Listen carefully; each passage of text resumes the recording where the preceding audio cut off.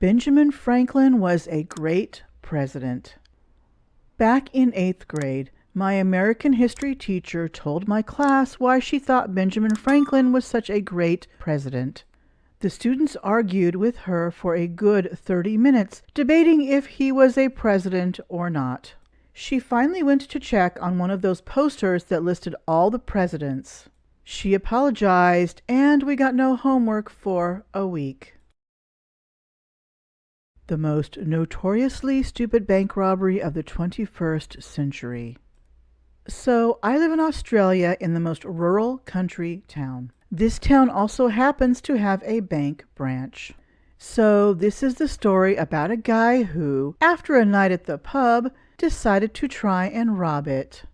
So, this man had spent every cent on beer at the pub and needed more money for booze. Now, most people usually take the hint that if your wallet is empty, it means you should go home. This dude had the bright idea to try and rob a bank to get more money for booze. So he walks into the bank with a pen. That's right, a pen.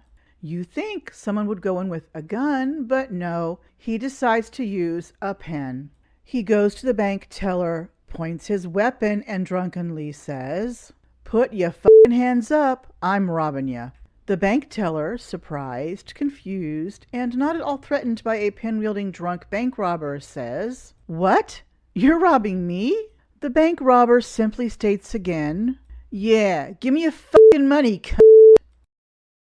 Now, for those wishing to follow suit, let me state now that money is no longer kept in banks, and thus bank robberies are done by a neckbeard on a computer thousands of kilometers away from the actual bank. So the bank teller replies, "I'm sorry, but we don't keep money at this bank." The idiot grunts and steals a bowl of the free Mentos they leave out for the customers, and then proceeds to sit on a park bench outside and eat them while the bank teller calls 000, our equivalent of 911. A few minutes later, a single policeman rocks up, sighs, and says to the drunk, "Come on, Gary," not his real name, by the way, and they both hop into the cop car. This Gary is now serving 15 years for armed robbery. Get me fired from a store I no longer work at? If you say so, Karen. This happened when I was 17 in 2007. I'd dropped out of school but was still living with my dad and working full-time. I'd moved away from my mom for reasons not reliant to this story. I'd been working at a grocery store down the street from the house we were living in for about a month before I quit. We traveled around a lot for Dad's work. The work was great, and I got along well with most of the staff, some of the customers not so much. But I was accused of stealing, which is why I quit. On my lunch break one day, my supervisor took my till into the back room for me while I went for lunch. We were supposed to do it ourselves, but my naive self didn't think to question it. Not my smartest move. At the end of the day, when I was in the back room counting my till, I came up $50 short, which I knew was a mistake because I would never steal money. My supervisor denied taking my till, and the manager took her side, so I decided where they could shove the job. On to the story.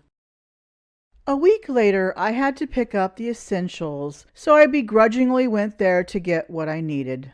I should mention that the store uniform was a bright red t-shirt and black pants, and I was wearing a light blue singlet and bright-colored rainbow shorts.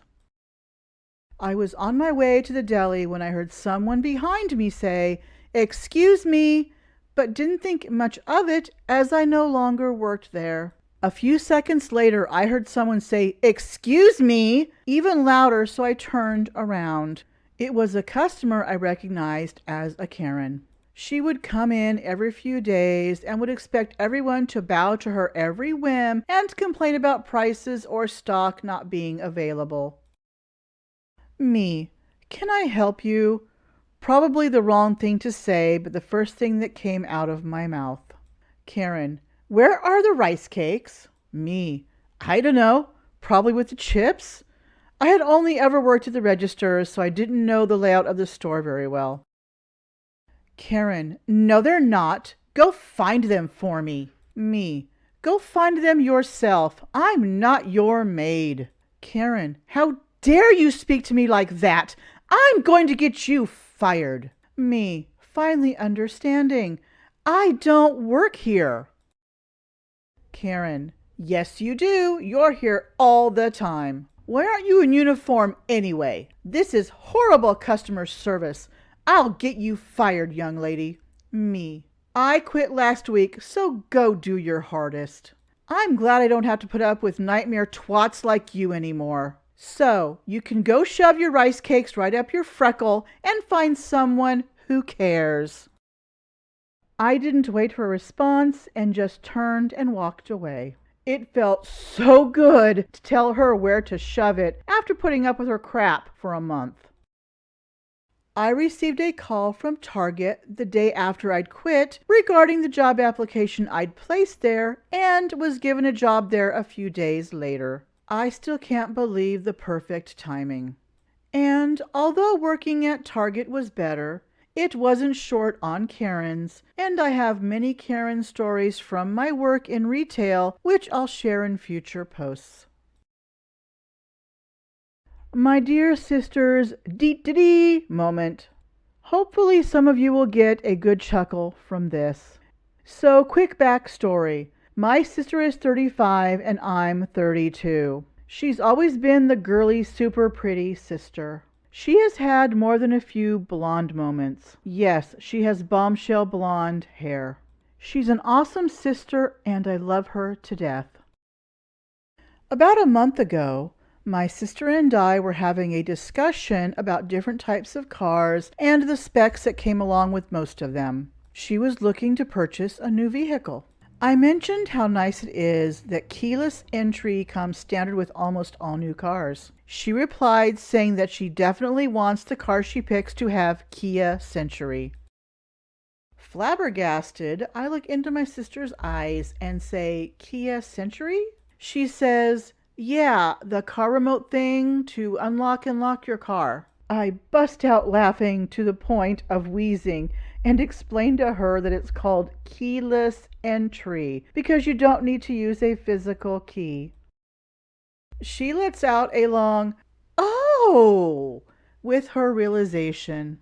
She told me that's how she's heard people say it before, so she's always called it that as long as she can remember. We laughed about it together. She's a good sport and didn't get butthurt over it or anything. It's now one of our family's many inside jokes.